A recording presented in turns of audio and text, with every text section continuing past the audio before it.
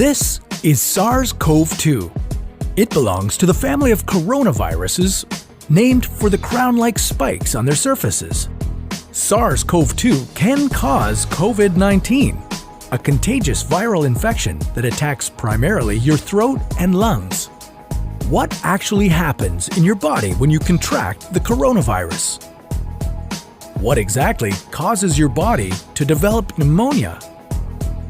And how would a vaccine work? The coronavirus must infect living cells in order to reproduce. Let's have a closer look.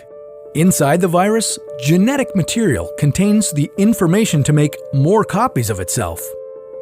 A protein shell provides a hard protective enclosure for the genetic material as the virus travels between the people it infects. An outer envelope allows the virus to infect cells by merging with the cell's outer membrane. Projecting from the envelope are spikes of protein molecules.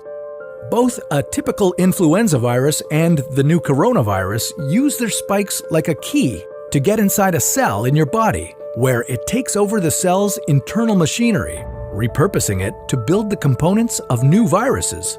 When an infected person talks, coughs, or sneezes, droplets carrying the virus may land in your mouth or nose and then move into your lungs. Once inside your body, the virus comes in contact with cells in your throat, nose, or lungs.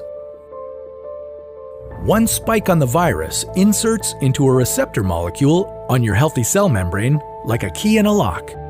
This action allows the virus to get inside your cell. A typical flu virus would travel inside a sac made from your cell membrane to your cell's nucleus that houses all its genetic material. The coronavirus, on the other hand, doesn't need to enter the host cell nucleus. It can directly access parts of the host cell called ribosomes. Ribosomes use genetic information from the virus to make viral proteins, such as the spikes on the virus's surface. A packaging structure in your cell then carries the spikes in vesicles which merge with your cell's outer layer, the cell membrane. All the parts needed to create a new virus gather just beneath your cell's membrane. Then, a new virus begins to bud off from the cell's membrane.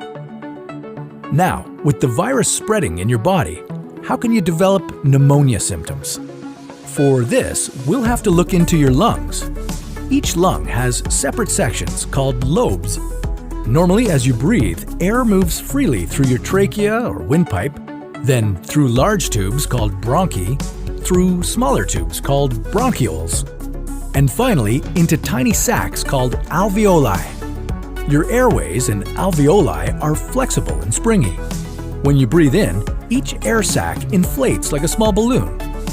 And when you exhale, the sacs deflate. Small blood vessels called capillaries surround your alveoli. Oxygen from the air you breathe passes into your capillaries, and then carbon dioxide from your body passes out of your capillaries into your alveoli so that your lungs can get rid of it when you exhale. Your airways catch most germs in the mucus that lines your trachea, bronchi, and bronchioles. In a healthy body, hair-like cilia lining the tubes constantly push the mucus and germs out of your airways, where you might expel them by coughing.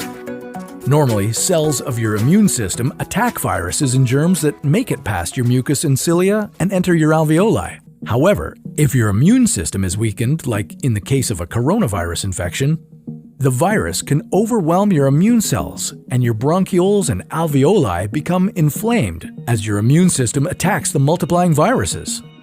The inflammation can cause your alveoli to fill with fluid, making it difficult for your body to get the oxygen it needs. You could develop lobar pneumonia, where one lobe of your lungs is affected, or you could have bronchopneumonia that affects many areas of both lungs. Pneumonia may cause difficulty breathing, chest pain, coughing, fever and chills, confusion, headache, muscle pain, and fatigue. It can also lead to more serious complications. Respiratory failure occurs when your breathing becomes so difficult that you need a machine called a ventilator to help you breathe. These are the machines that save lives and that medical device companies currently ramp up production for. Whether you would develop these symptoms depends on a lot of factors, such as your age and whether you already have an existing condition. While this all sounds scary, the push to develop a coronavirus vaccine is moving at high speed. Studies of other coronaviruses led most researchers to assume that people who have recovered from a SARS-CoV-2 infection could be protected from reinfection for a period of time. But that assumption needs to be backed by empirical evidence, and some studies suggest otherwise. There are several different approaches for a potential vaccine against the coronavirus. The basic idea is that you would get a shot that contains faint versions of the virus. The vaccine would expose your body to a version of the virus that is too weak to cause infection, but just strong enough to stimulate an immune response. Within a few weeks, cells in your immune system would make markers called antibodies, which would be specific for only the coronavirus, or specifically its spike protein. Antibodies then attach to the virus and prevent it from attaching to your cells. Your immune system then responds to signals from the antibodies by consuming and destroying the clumps of viruses. If you then catch the real virus at a later stage, your body would recognize it and destroy it. In other words, your immune system is now primed. Collecting evidence on whether this will be possible, safe, and effective is part of what's taking researchers so long to develop a vaccine. It's a race against time to develop a vaccine amid a pandemic. Each step in vaccine development usually takes months, if not years. An Ebola vaccine broke records by being ready in 5 years. The hope here is to develop one for the new coronavirus in a record-breaking 12 to 18 months. While all this will take time, stay home if you can, to protect the most vulnerable. And don't forget to wash your hands for at least 20 seconds and as often as possible.